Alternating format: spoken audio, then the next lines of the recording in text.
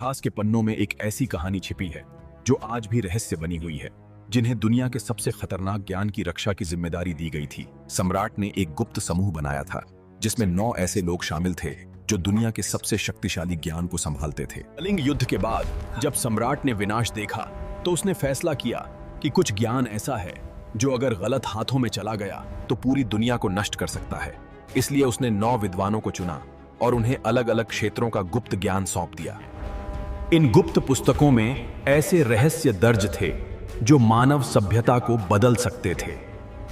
और ऊर्जा, शरीर विज्ञान से जुड़ा ज्ञान इन पन्नों में छिपा हुआ था। यही कारण है कि ये आज भी रहस्य है। पहली पुस्तक मानव मन को नियंत्रित करने की कला से जुड़ी थी। कहा जाता है कि इसे पढ़ने वाला लोगों की सोच और व्यवहार को बदल सकता था। यह शक्ति इतनी खतरनाक थी कि इसका गलत इस्तेमाल पूरी दुनिया को प्रभावित करने में सक्षम था। दूसरी पुस्तक मानव शरीर की छुपी हुई शक्तियों से जुड़ी थी।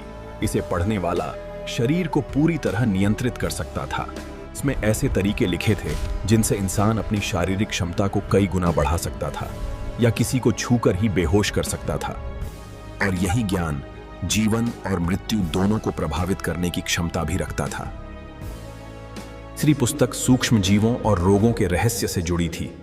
कहा जाता है कि इसमें बीमारियों को फैलाने और रोकने का ज्ञान छिपा था। इसकी शक्ति पूरी मानव सभ्यता को प्रभावित करने की क्षमता रखती थी और शायद इस ज्ञान का उपयोग आज के समय में किया जाता है। चौथी पुस्तक धातुओं के रहस्यमय परिवर्तन से जुड़ी थी। इसमें साधारण धातु को सोने में बदलने का ज्ञान था।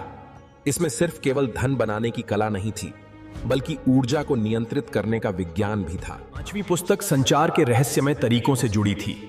कहा जाता है कि इसके जरिए बिना बोले विचारों का आदान प्रदान किया जा सकता था। यह केवल बातचीत नहीं, बल्कि मन से मन तक सीधा संपर्क था। इस ज्ञान से दूरी और भाषा की सीमाएं खत्म हो जाती थी। पुस्तक गुरुत्वाकर्षण के रहस्यों से जुड़ी थी। इसमें गुरुत्वाकर्षण को नियंत्रित करने का ज्ञान छिपा था। इस शक्ति के जरिए वस्तुओं को हवा में उठाया जा सकता था। यह केवल प्रयोग नहीं, बल्कि भविष्य की तकनीकों का आधार था। इसीलिए इसे सबसे खतरनाक और शक्तिशाली ज्ञान माना। 7वीं पुस्तक ब्रह्मांड और समय के रहस्यों से जुड़ी थी। इसमें ग्रहों, तारों और समय के गहरे ज्ञान को समझाया गया था। इस ज्ञान से ब्रह्मांड की गति और संरचना को समझा जा सकता था। 8वीं पुस्तक प्रकाश और ऊर्जा के रहस्यों से जुड़ी थी। कहा जाता है कि इसमें प्रकाश को नियंत्रित करने का ज्ञान छिपा था। इस शक्ति के जरिए ऊर्जा को एकत्रित और दिशा दी जा सकती थी। 9वीं पुस्तक समाज और उसकी संरचना को नियंत्रित करने से जुड़ी थी। इसके जरिए लोगों की सोच और व्यवहार को प्रभावित किया जा सकता था। यह शक्ति पूरे समाज को दिशा देने या उसे पूरी तरह बदलने की क्षमता रखती थी। यह ज्ञान कभी खत्म नहीं हुआ।